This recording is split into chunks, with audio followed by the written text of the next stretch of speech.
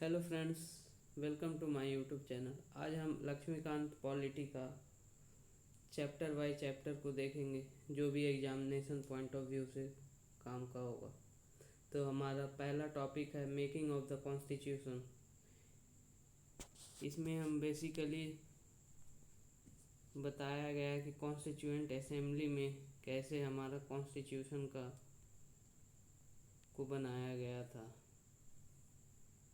तो सबसे पहला बार कॉन्स्टिट्यूशन का डिमांड एम.एन. रॉय के द्वारा 1934 में किया गया था। फिर सब्सिक्वेंटली 1935 में इंडियन नेशनल कांग्रेस के द्वारा कॉन्स्टिट्यूशन का डिमांड किया गया। फिर जवाहरलाल नेहरू के द्वारा किया गया। फिर अगस्त ऑफर में बोला गया कि 2 ऑटोनोमस स्टेट होगा और दोनों का एक कॉन्स्टिट्यूशन होगा। क्रिप्स प्रपोजल में फिर इसका मतलब वो जिक्र हुआ था कैबिनेट मिशन में फाइनली। तो वो कॉन्स्टिट्यूएंट असेंबली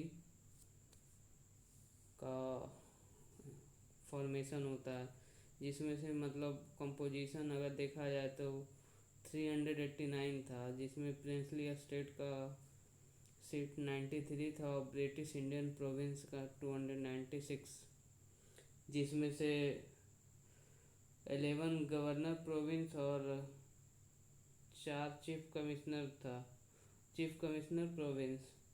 अब ये जो सीट का एलोकेशन था वो हर 1 मिलियन पॉपुलेशन पे एक सीट था, और जनरली मुस्लिम, सिख और जनरल के बीच में सीट एलोकेट किया गया था।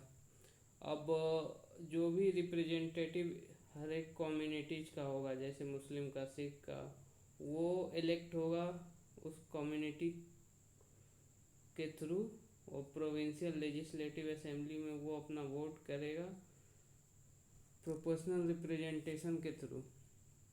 अब जो कॉन्स्टिट्यूएंट असेंबली का इलेक्शन होता है 1946 में, तो उसमें से कांग्रेस को 208 सीट्स मिलता है और मुस्लिम लीग को 73, और जो इंडिपेंडेंट होता है उसे 15 सीट मिलता है। अब ये कॉन्स्टिट्यूएंट असेंबली काम कैसे करता था? तो कॉन्स्टिट्यूएंट असेंबली का जो पहला मीटिंग था वो दिसंबर 9 1946 में हुआ, जिसका कि मुस्लिम लीग ने बॉयकॉट किया और इंडियन नेशनल कांग्रेस ही मतलब उस चीज़ में पार्टिसिपेट कर रही थी। अगर देखा जाए तो डॉक्टर सच्चिदानंद सिन्हा को टेम्पररी प्रेसिडेंट बनाया गया और डॉक्टर राजेंद्र प्रसाद को प्रेसिडेंट ऑफ असेंबली बनाया गया। H.C. मुखर्जी और B.T. कृष्णमाचारी को वाइस प्रेसिडेंट बनाया गया कॉन्स्टिट्यूएंट असेंबली का। उसके बाद ऑब्जेक्टिव रेजोल्यूशन पास होता है जवाहरलाल नेहरू के द्वारा दिसंबर 13 1946 को, जिसमें से मेजरली वही सब बात बोला गया था जो अभी हमारा प्रियम्बल में है कि इंडिया एक सेकुलर कंट्री होगा, इकोनॉमिक इक्वालिटीज और पॉलिटिकल इक्वालिटी की बात की गई ऑब्जेक्टिव रेजोल्यूशन में। अब इंडिया तो 1947 15 अगस्त 1947 को इंडिपेंडेंट हो गया था। तो इंडिपेंडेंट मतलब इंडिपेंडेंस एक्ट के थ्रू दिया गया इंडिया को। तो हम देखते हैं कि इसके थ्रू क्या क्या चेंज हुआ। तो चेंजेस में अगर हम देखेंगे तो जो हमारा कॉन्स्टिट्यूएंट असेंबली था उसे एक सॉवरेन बॉडी बना दिया गया और उसे लेजिस्लेटिव बॉडी बनाया गया। तो असेंबली जो है इंडिया का पहला पार्लियामेंट बन गया, जिसे डोमिनियन लेजिस्लेचर भी बोला जाता है।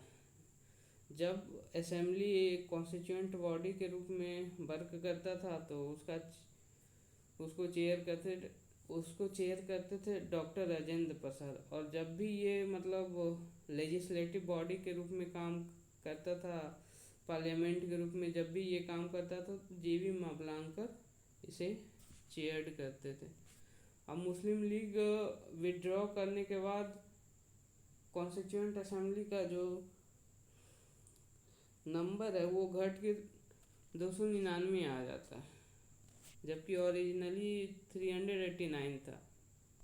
अब हम देखते कुछ कमिटीज जो कि जनरली एग्ज़ाम में पूछा जाता है, जैसे कि यूनियन पावर कमिटीज हो, स्टेट कमेटी हो या यूनियन कॉन्स्टिट्यूशन कमेटी हो, तो उसे कौन मतलब वो दिया गया था जवाहरलाल नेहरू को। डॉक्टर अंबेडकर ड्राफ्टिंग कमेटी में थे, Sardar Patel provincial constitution committee और advisory committee on fundamental right and travel, doctor Rajendra Prasad को रूल ऑफ प्रोसीजर कमेटी और स्टीयरिंग कमेटी में। हम देखते हैं ड्राफ्टिंग कमेटी में mainly doctor Ambedkar, Alladi Krishnaswami Ayyangar, N Gopalaswami Ayyangar, T Krishnamachari, N Madhav Rao, doctor K M Munshi, Syed Mohammad Saadulla थे। तो अब फाइनली कॉन्स्टिट्यूशन का इनेक्टमेंट कैसे होता है, तो इनेक्टमेंट पहला जो फाइनल ड्राफ्ट था वो नवंबर 4 1948 को डॉक्टर अंबेडकर के द्वारा प्रिपेयर किया गया, जिसमें कि सेकेंड रीडिंग हुआ नवंबर 15 1948 को, थर्ड रीडिंग हुआ 14 नवंबर 1949 को, और फाइनली हमारा कॉन्स्टिट्यूशन एडॉप्ट किया गया 26 नवंबर 1949 को।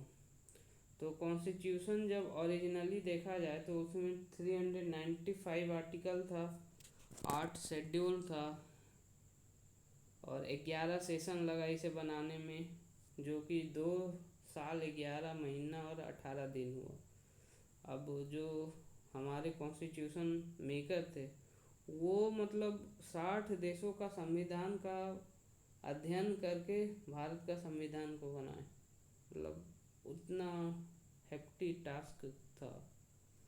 टोटल एक्सपेंडिचर अगर देखा जाए तो 64 लाख था।